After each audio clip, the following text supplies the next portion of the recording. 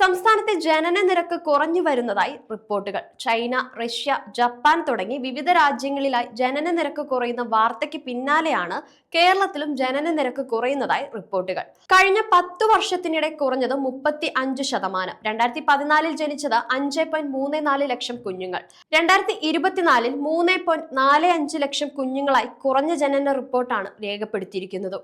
എല്ലാ ജില്ലകളിലും പ്രസവ നിരക്ക് കുറഞ്ഞതായി സർക്കാർ കണക്കുകളുമുണ്ട്.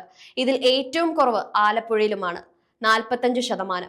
കുഞ്ഞുങ്ങളോടുള്ള പുതിയ തലമുറയുടെ വിമുഖതയും വിദേശത്തേക്കുള്ള കുടിയേറ്റവുമാണ് കുറവിന് പ്രധാന കാരണമായി ഈ രംഗത്തുള്ളവർ ചൂണ്ടിക്കാട്ടുന്നുണ്ട്. 30 വയസ്സിന് താഴെയുള്ളവരിൽ വന്ധ്യതയ്ക്ക് ചികിത്സ തേടുന്നവരുടെ എണ്ണത്തിൽ കുറവും ഗർഭഛിദ്രം നടത്തുന്നവർ വർദ്ധിച്ചതായും ഡോക്ടർമാർ പറയുന്നു. യുവതലമുറയിലെ പലരും പ്രാരാബ്ദങ്ങൾ ചൂണ്ടിക്കാട്ടി കുട്ടികൾ ഉടൻ വേണ്ടെന്ന നിലപാടെടുക്കുന്നതായും കാരണമാക്കുന്നുണ്ട്. മറ്റൊരു കൂട്ടർക്ക് ഒരു കുട്ടി മതിയെന്നും ചിലർക്ക് കുട്ടികൾ വേണ്ടെന്ന നിലപാടുകളും കണക്കുകളിലും പറയുന്നുണ്ട്.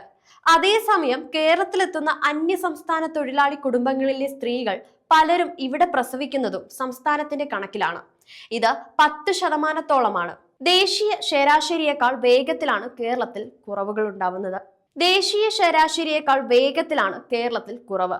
ഇത് വരാനിരിക്കുന്ന വർഷങ്ങളിൽ കേരളത്തിന്റെ വളർച്ചയെയും സമ്പദ് വ്യവസ്ഥയെയും എങ്ങനെയെല്ലാം ബാധിക്കുമെന്നാണ് വിലയിരുത്തലുകളും.